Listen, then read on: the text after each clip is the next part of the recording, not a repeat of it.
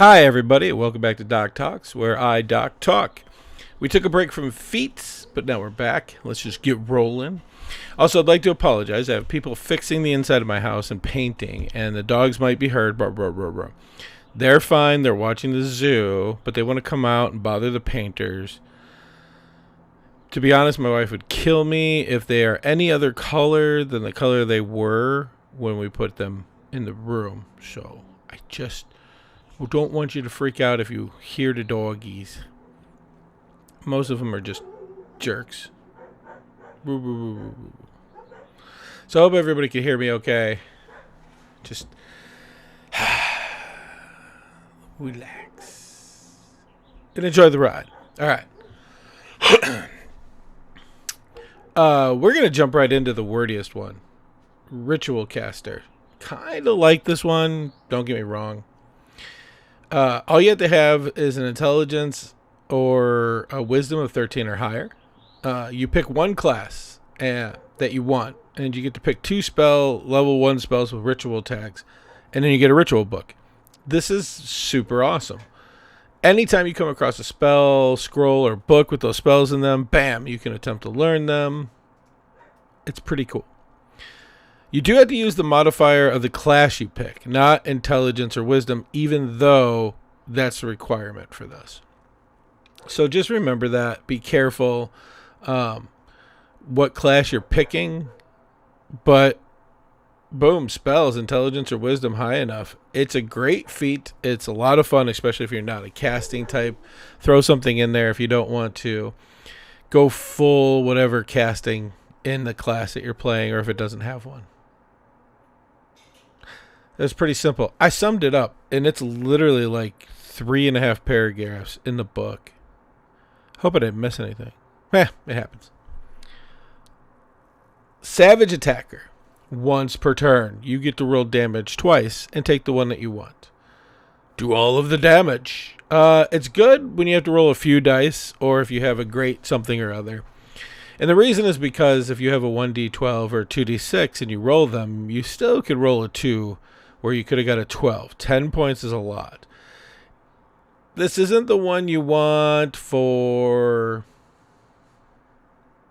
what am I trying to say here? Like if you're doing daggers or something with 1d6. Because the difference between 1 and 6 isn't that. But been in a bunch of battles where 1 or 2 points has made all of the difference. So... wouldn't say that it's bad, but be smart. Also, Savage Attacker, what it sounds like, RP that a little bit. It'll have fun. But basically what happens is if you roll the damage dice, you don't like it, you Savage Attacker. And you can do this once per turn. This isn't like once per day or anything like that. You roll the dice, you roll really low, you say Savage Attacker, you roll it again, and you get to select which one you want to take. Sentinel is pretty dope. It is pretty awesome. Seen it used a lot of different ways. It is pretty great. Sentinel really works up close, personal, and then has some pretty cool things. And it looks like Mike saying that it's pretty OP, but let's go through with this. When I hit, and the word hit here, creature that I'm taking opportunity attack on, I'm going to drop that creature speed to 0, meaning they can't get away. That's right. My favorite part of this one is because it's anti-rogue, and that's why, hey, you get to take an opportunity attack even if the creature disengages. Oh, you can't run away, little roguey. So just be careful. DMs can do this to creatures and NPCs that you're fighting. Just be conscious that these things do happen. Also, if you if they attack someone, so you're 5 feet from them in the game, 1 square away, and they attack someone else beside you, and the person they're attacking does not have Sentinel, you could take an attack of opportunity. But it is in there very clearly, if the other person has Sentinel, you can't take that opportunity attack because of the Sentinels. They kind of just cancel each other out. I'm glad you dig it, Mike. I'm going to put that on the podcast. But I don't think it's that OP. I think it's an answer that you could take as a feat. You're not increasing damage. You don't get more reactions to take attacks of opportunity. What you get is something else to do with your attack of opportunity. It's not just one hit. Sharpshooter is one of those I love and hate, and I will explain that. Attacking at long ranges has no disadvantage. I don't dislike this one. If you train with a bow and arrow, if you train with throwing axes, just throwing out there barbarians, this works too. I'm okay with that part because it would make sense that you would be more accurate distance-wise for a big target. But anybody who's ever been out any kind of target, whether arrow, throwing axes, shooting, whatever it is, the further the target away is, the smaller it is. So I understand seeing and hitting at further areas. The part I don't like, and it's not like I dislike the whole thing. The part I don't like is your ranged weapon ignores half and 3 cover. I'm not a fan of this. I'm a fan of half of this. But I see the point to this, and here's what it is. It would make it harder to hit if it was behind half cover. So half of it's out. I would say as a sharpshooter with all the RP that you got about how good you've got with this thing, or your backstory about how good you've got with it, which plays into this. Remember, always have a reason to have these. I get the half cover. The 3/4 cover, I don't agree with. And I've played with the sharpshooter feat before. But I do see the point to it. And I would say that it's pretty okay to do that as well. But let's take it a step further. I would say that's fine within the first range increment. But if you are going further than that first regular, even if you got this feat so you can shoot the full distance without disadvantage. But if you get past that, bow and arrow is not that easy. Even your most practiced archer is going to have a problem with this. I think you should talk to your DM about this a little bit. These are the things I'm thinking with it. Rules is written. 3/4 cover doesn't matter. You can hit it. It's 320 feet and you have a long bow. No problem. You can attack it without disadvantage. That's where I'm iffy on this one. But one thing I do like is this one has this unique thing that we talked about with great weapons and stuff, which is I can take a -5 penalty. So I have to say I'm going to take the shot with a -5 to hit. And if I hit still, I get to add 10 more points of damage to that attack. The key is that I have to announce this attack. I have to very clearly let you know that I'm going to attack taking a -5 penalty to get the extra damage. I just usually have my players say, I'm going to take the -5 sharpshooter. It makes it interesting. But again, when they write these out, they write them very generalized and they don't think about, one day I can download the errata and we can go through it. It's the list of extra rules and things that have been written after the book's been published that they kind of put on top of it. Even rules as written are not necessarily rules as written unless you have the errata as well. Shield Master. I know, I thought the same thing. Let's Captain America this. It's not, but it is kind of cool. You can use a bonus action to try to shove a creature within 5 feet of you with your shield if you took the attack action. But let's talk about the shove. Remember when we were talking about combat, I told you that you could do the shove action, which is to push somebody away or attempt to trip them. From what I'm seeing in this, that's what it means. So it would be cool if I swing my weapon, I have a shield, and I use a shield to try to knock my opponent prone or push him back 5 feet or whatever. I I'm always a fan of the trip. I want more people to understand that they could do the trip as an attack action, and that if you have multiple attacks, one of your attacks can be this, as well as grapple. I like you to mix it up a little bit, but a prone creature against melee weapons, you get advantage when you go to swing on them. If you're not incapacitated, so you're not passed out, and you have to make a dex save against a spell that targets only you, you can actually add the AC to the shield to save against that spell. This answers that. I get a lot of players for a very long time in 5e that have always asked me about why the shield doesn't play into the spell.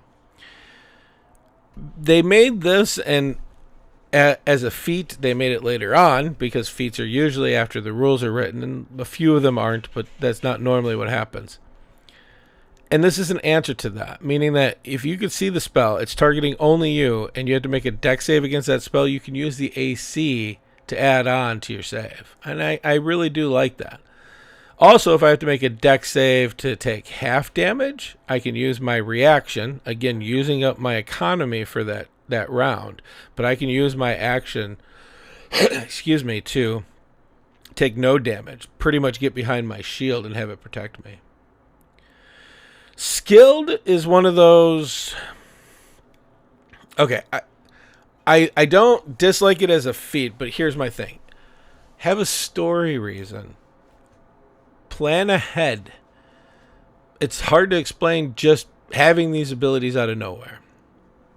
And seriously, DMs, think about letting this be something they can pay for during downtime and spend time, like 45 days or whatever you choose, to do something to gain another skill or gain another proficiency. And any of these, I understand that these are a little bit more powerful, but the story and the downtime have a reason if there's nothing else. And that's really what I'm going to say about that. Skulker.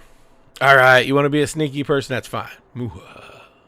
If you're not a sneaky person, that's fine too. You have a dex of 13? Thumbs up. Okay, what do? We get to try to hide when only obscured. Why not? Why not in a heavy snowstorm while fighting a Yeti do I not have the ability to try to hide from said Yeti? There's a lot of snow around. This is a DM discretion, though. That's what obscured is not a... what am I trying to think of? It's not a defined term. So it's DM's prerogative. DMs, let your players have fun. But again, DMs, know that don't let your players take it too far. Like, let's live in a realm of what we call possibilities. If I attack with a ranged weapon and it misses while I'm hidden, I don't give away my position. I like this.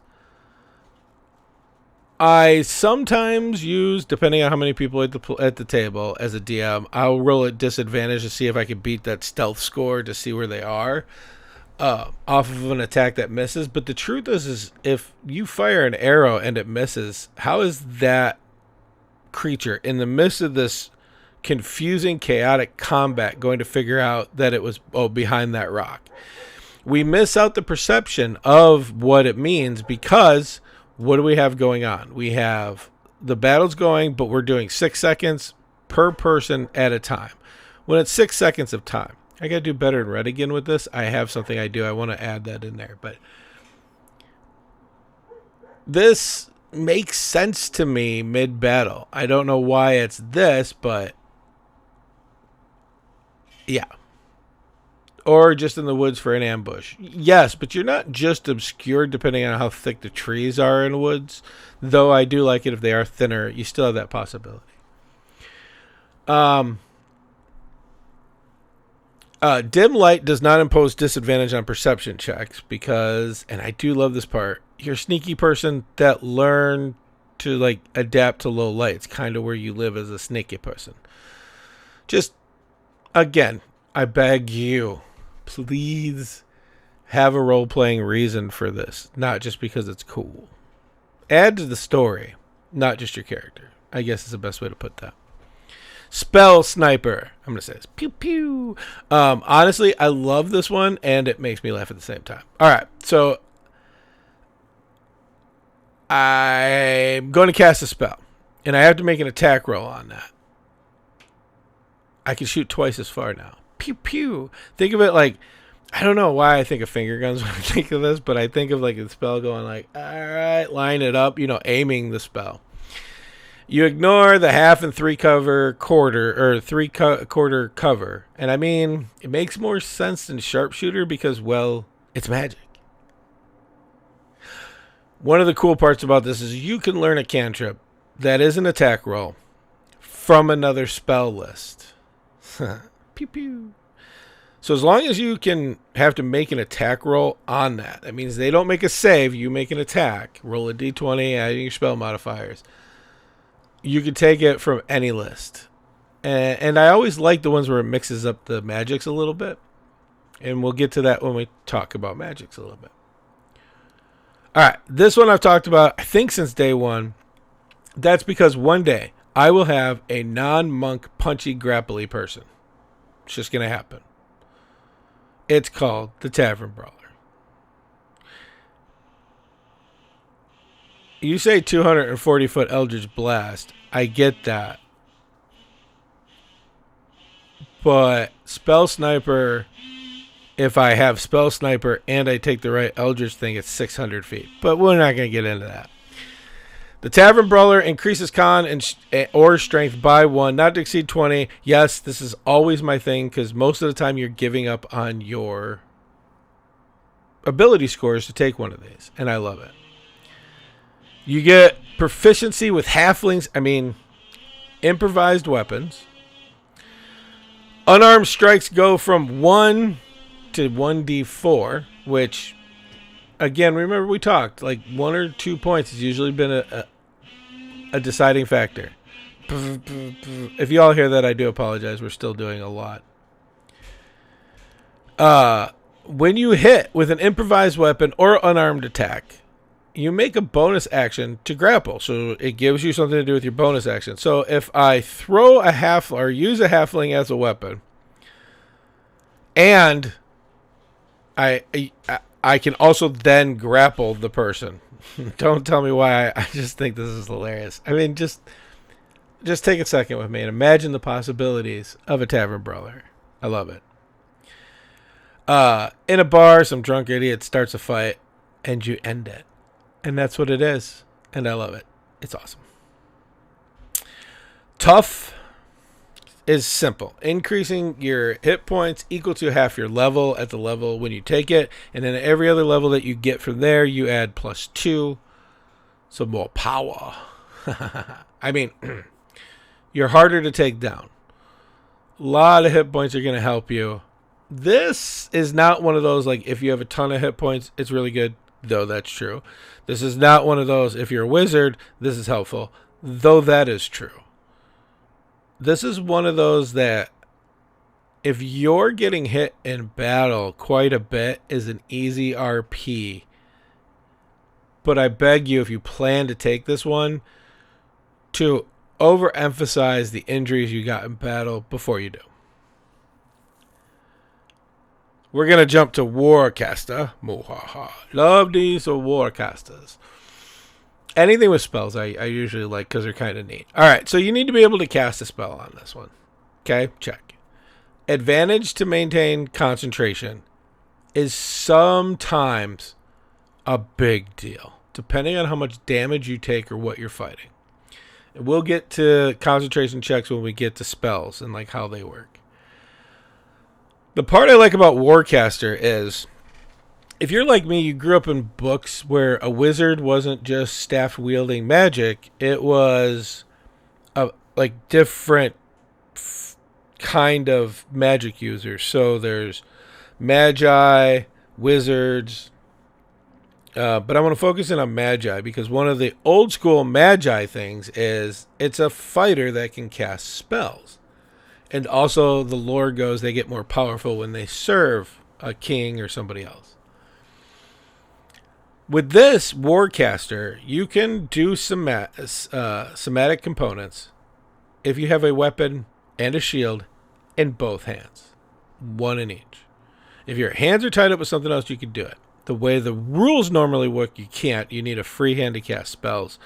We can get into that a little bit more later. This one's a little bit more confusing. Gets a lot of table rules, but it is what it is.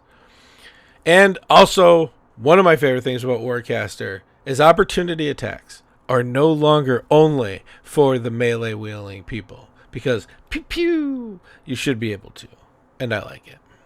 I also like that it's like part of the economy and building your character in the game. Like, you're giving up a lot to get this feat, but it is a really good feat when you think about it. One more in the player's handbook. Weapon Master. Increase your strength and dexterity by 1. Gain proficiency with up to 4 weapons. And again, I want to emphasize this. You need to make sure that you RP this out. What do I mean? I said it earlier. I'm going to say it again. I'm going to start saying it more often because I like it.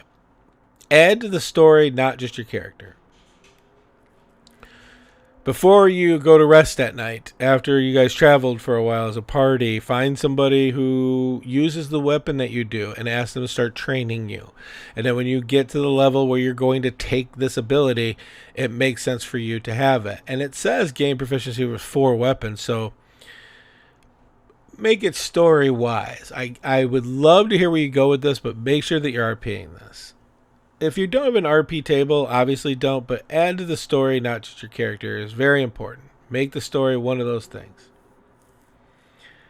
I just noticed that the Redigan thing that I have says tonight. I'm going to need to get one that says Monday, because they're on Mondays. We had it yesterday, and it was awesome. I'll talk about it in a second. Not all DMs require RP, but me, personally, I need it. Ask your DM, because it is fun to RP, and if you're going to think about something, think about it ahead of time. Don't just take it when you get there.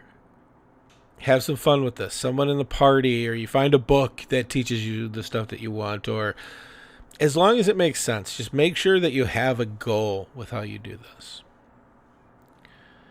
If you did miss the episode of Redigan yesterday, it's up on Twitch channel still. This Twitch channel that you're watching, or if you're hearing this in podcast, it's twitch.tv/nerdworksmedia. That's a W in works, not a O. We play every Monday at 6 p.m. Pacific. Next week, though, we need to take one day off. Not a big deal. We'll be back the next Monday. Which I will be building a Lego Hedwig and answering questions on stream about D&D or Redigan, or any questions that you guys want to ask, because I'm crazy enough. If you're listening to this in podcast form, I'll be releasing this Friday.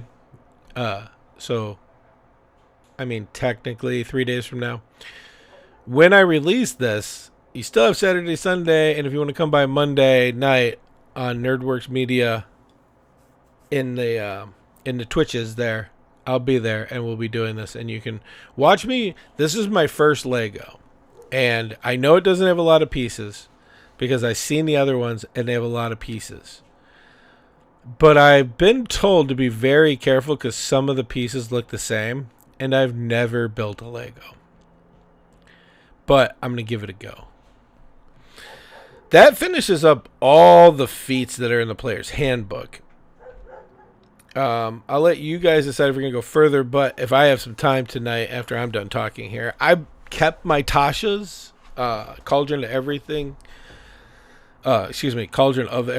out, because if we want to go through that would be the next one. And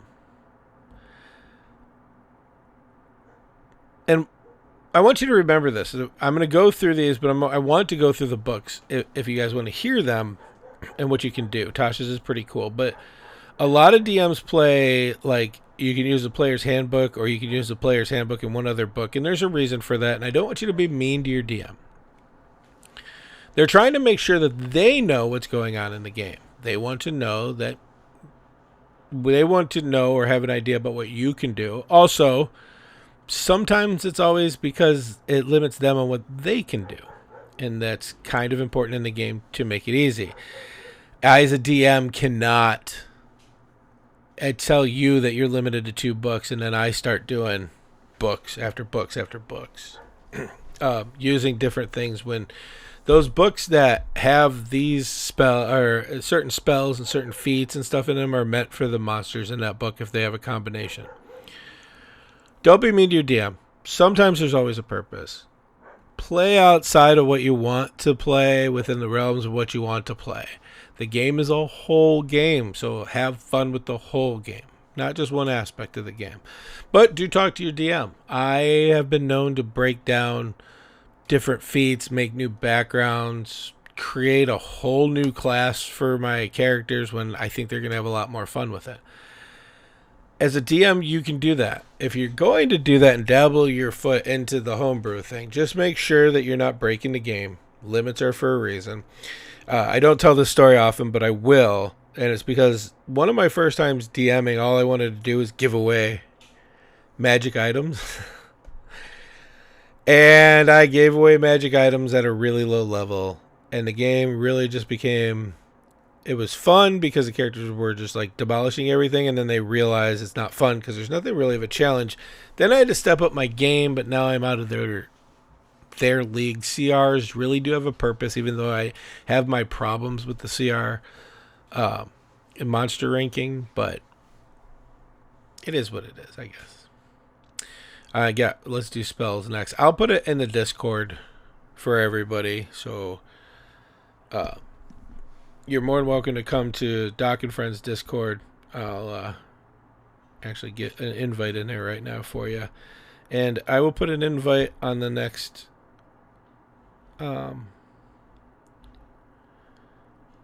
release of the podcast. So if you're listening to this, you could just check it out on the 8-1. It'll only be for 7 days, so I hope you all see it a little bit before it goes. Pew, there it is. It's in the Discord. So if you're showing up late, it's not a big deal. Take a look. Any questions about the player's handbook feats? I don't mind going over anything. I don't mind answering questions. If you have specific questions for it and how to use it, I can answer those, but my answers are only good if I'm DMing your game. So I had to throw the glasses on for this to open up Tasha's book. Do. I'm flying today. I don't know why. I got to slow it down. I also got to correct. You know what? Let me correct it while I'm looking at it. That chat is pretty high up there, don't you think? Let's do one of these here. These here. I'm gonna do one of these as well. You'll see what I'm doing in a second, I promise. And there we go. Boom. I fizzed it.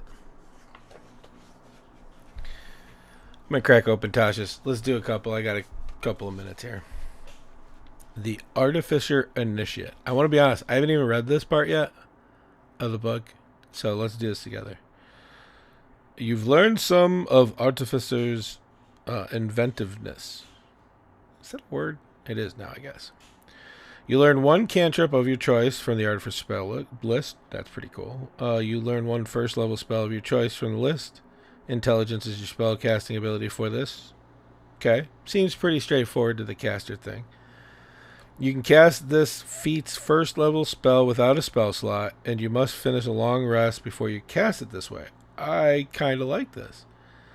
You can also cast a spell using any spell slots if you have them, but if you don't gain spell slots. You get to use spell slots. That's pretty cool. G-Wrath. You gain proficiency with one type of artisan tool of your choice, and you can use that type of tool as a spell casting focus. You know what? I really like that. I like that they did that as an artificer, that your spell casting focus is the tools. But I'm glad they added it to the game. I got Chef. Time spent mastering culinary arts is paid off, granting you the following benefits. I'm very interested. Very interested because this makes camping a little bit different, doesn't it?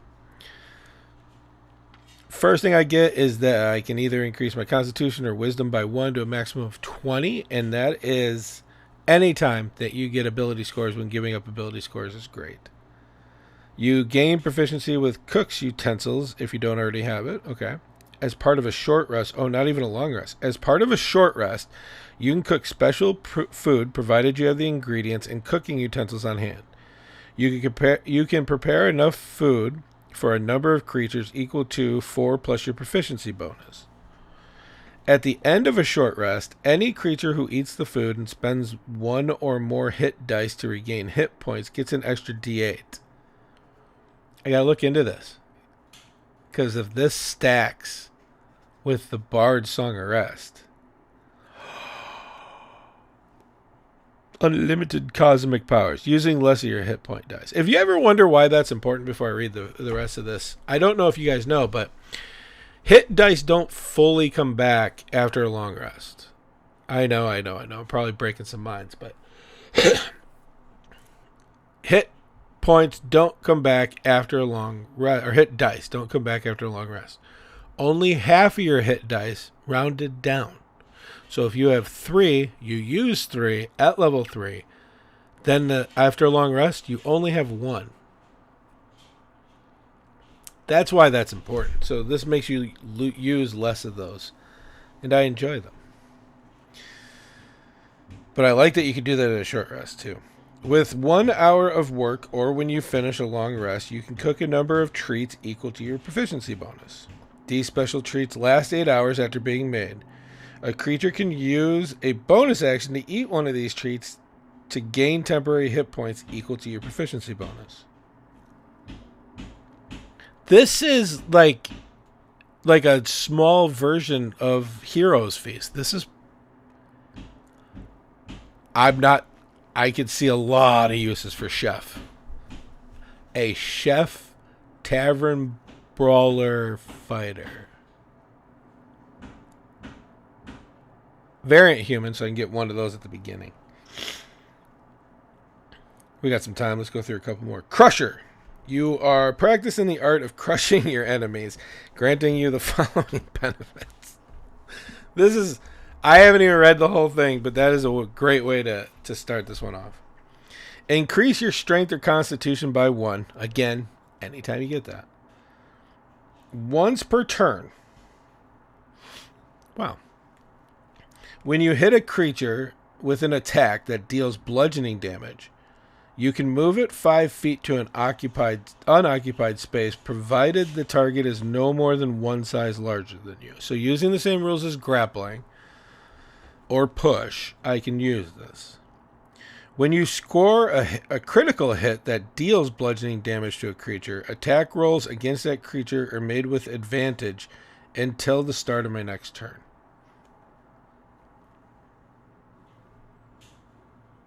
Hey, Mike, they just minimized Fairy Fire.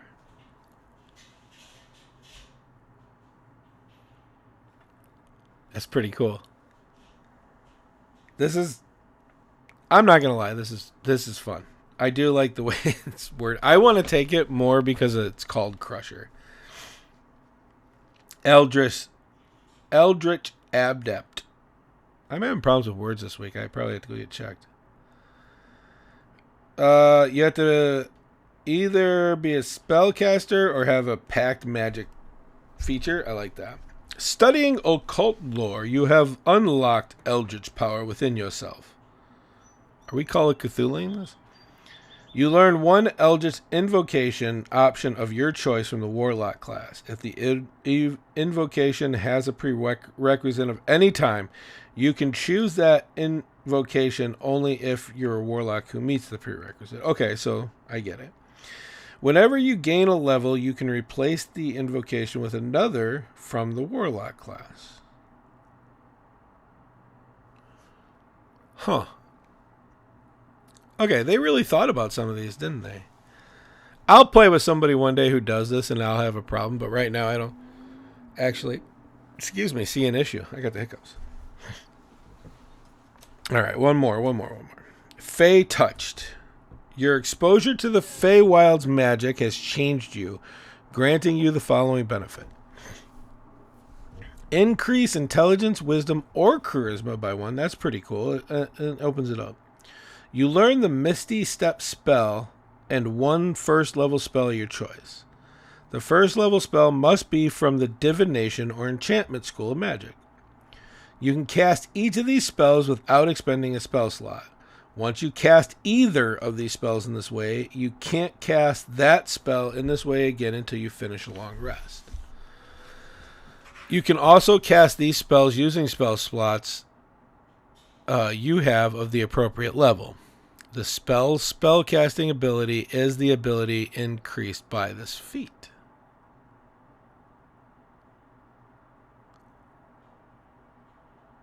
We're going to go through the rest of these. I like these. I should have read these. I didn't, but I should have.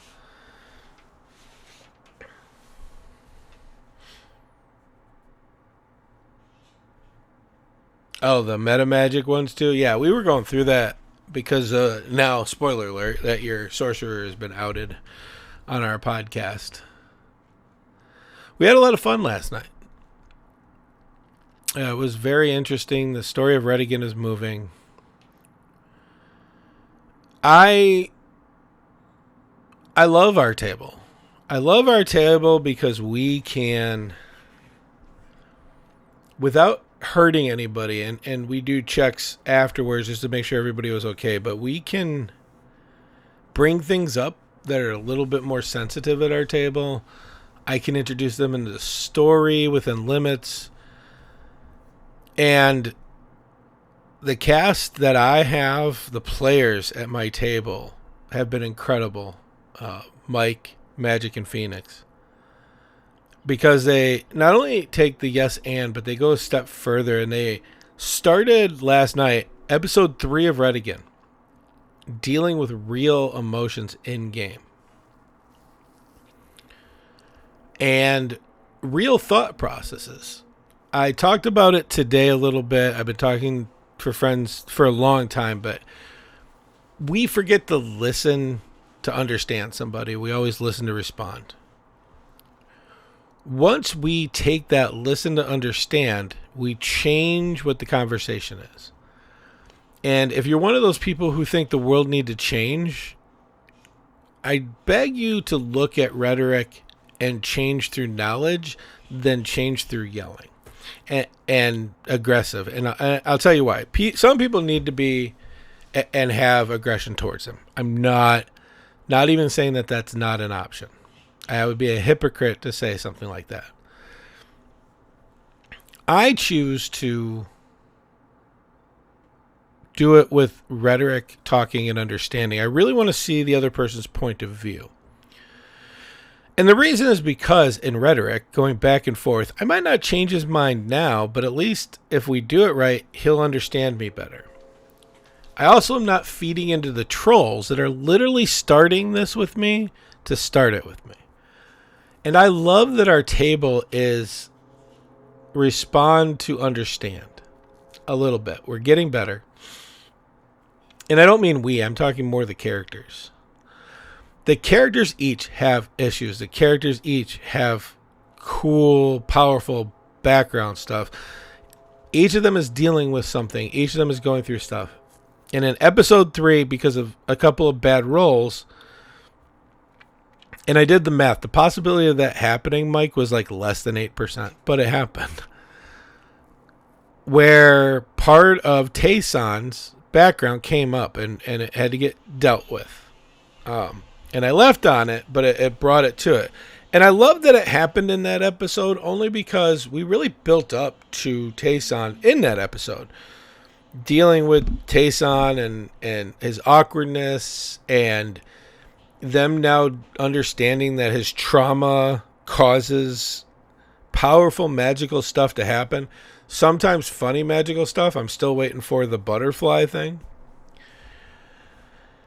But I am blessed to have a table where my players allow us to deal with real life stuff in a fantasy setting and give it credit and do it right, I guess is the best way to put that. I would hate to have my hands tied. And I just want to say at the end of this Doc Talks that I love my players in Redigan so much. They ask like any other players, but they ask so little from me. They ask me to give them a story And I'm trying to make it as best as possible because of all the stuff that they've given me in return has been amazing. This is the table you want. And the cool part about this is our table is not set up with perfectly exactly like-minded people. We're like-minded enough, but we don't all think the same way. And we all know it, and we all love each other for it. This is the way tables should be. I talk a lot on this podcast about avoiding toxic table stuff. I want you to avoid the toxic table because I want you to feel like I do, where almost 24 hours after we started recording and started talking,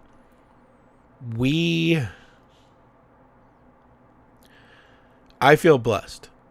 I hope my players do too. I didn't ask them. It was just something I was thinking about today, about being at a table that has the ability to do stuff like that in a way where everybody feels like they were heard even when they don't agree.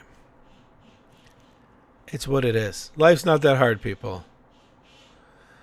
I end with what I always end with, which is love one another, keep it nerdy, and live your dreams. Later.